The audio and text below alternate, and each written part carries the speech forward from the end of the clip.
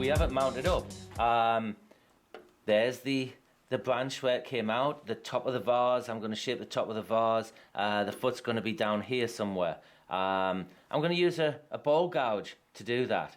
The reason I use a bowl gouge as opposed to the rough and out gouge is that this piece is, it's not running true, it's not perfectly round. We've got high spots there, that's an end grain knot, that's an end grain knot. We've got a small knot there, and of course this big one here. And sometimes it's not balanced enough and you can't get it fast enough to get a nice cut. And the rough and out gouge, it's turning too slow and the tool's kick, it's kicking off. It's too big a cut. I prefer to use the 3/8 or 1/2 inch bowl gouge. Put the tool on there. I'm going to make a cut, just a slicing, a V cut, a series of V cuts in here. I want to take out 50% of the unbalancedness, and it's much easier to do smaller V cuts, I feel, than using the big rough and out gouge.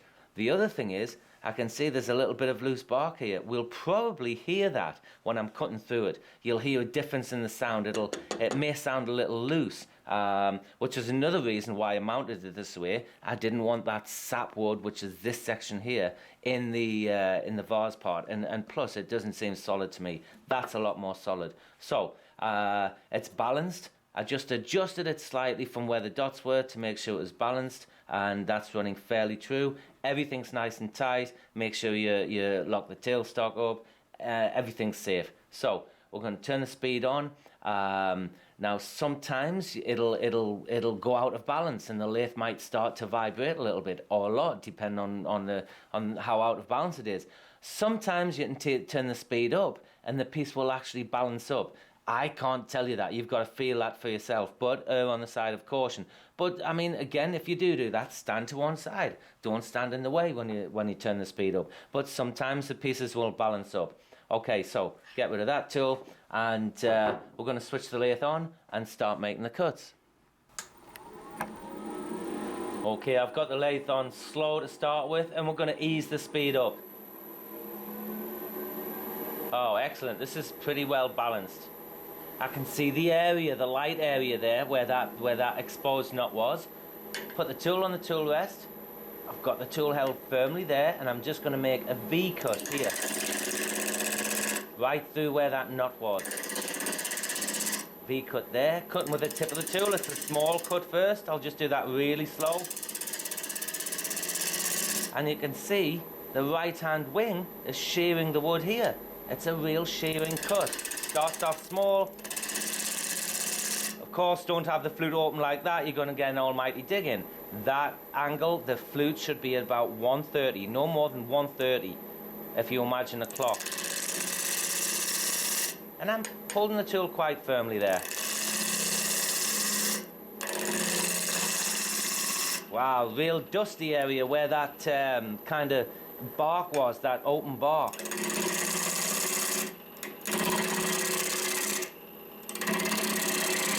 And the last cut we'll just take straight off the side.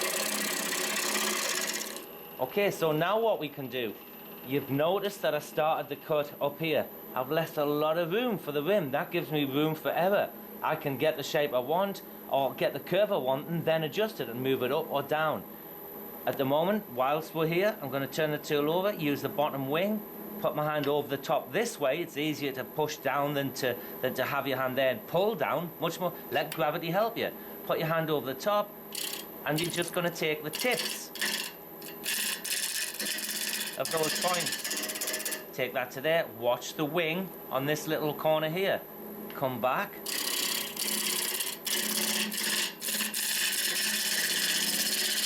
Take them down a little further. Again, I'm just using the tip of the tool. I'm not using all the wing. If you use all the wing, there'll be too big a cut.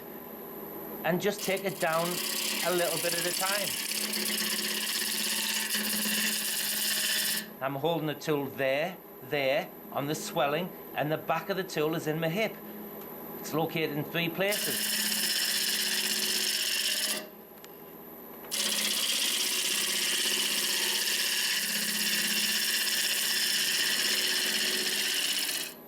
Okay, we're going to come back to here and start to form some of the curve of the vase.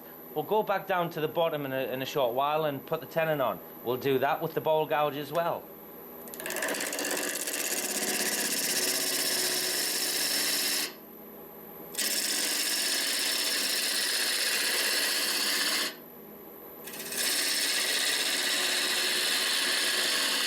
You can see I'm just striking an arc with my body. Let's move it up a little bit.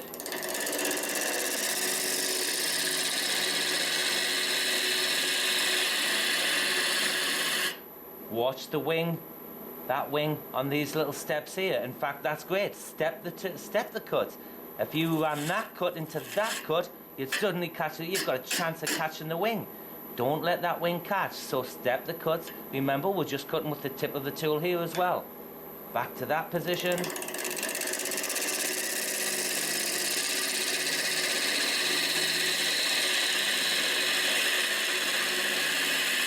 Just striking an arc. I'm going to take some of this shoulder down here, turn the tool over, hand over the top. I'm cutting downhill. Same position as I was there, but only coming down here.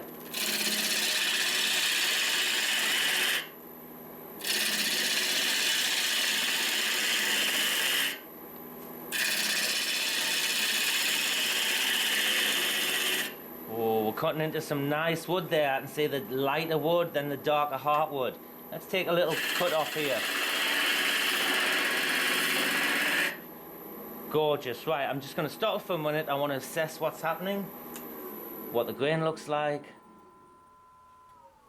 Wow, that's going to be really, really pretty. That's going to be gorgeous. The way that we've got the sapwood here and the heartwood creeping up the side there. Comes right to the edge here. But that definition should be absolutely beautiful. Sanded and finished and polished, going to be gorgeous. Right, so you can see how much wood I've left here. Now, if I want the vase to be taller, I can just make these cuts and come further up to this edge. That's at a slight angle. I'm going to true this edge up here. I'm going to move the tool rest to there. Get that bevel parallel to the cut that I'm making.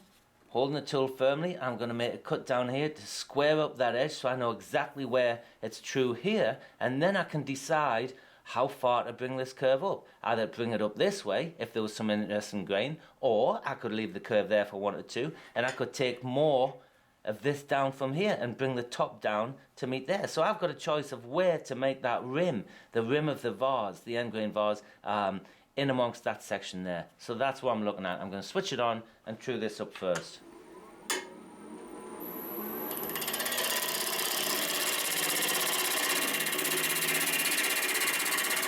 Just watch for the tool overhang.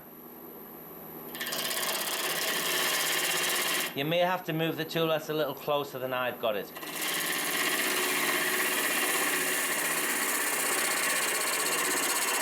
Okay, that's squared that up, the edge up nicely. I now know I can bring this curve right up to there. That'll make the vase a little taller and show off more of the grain.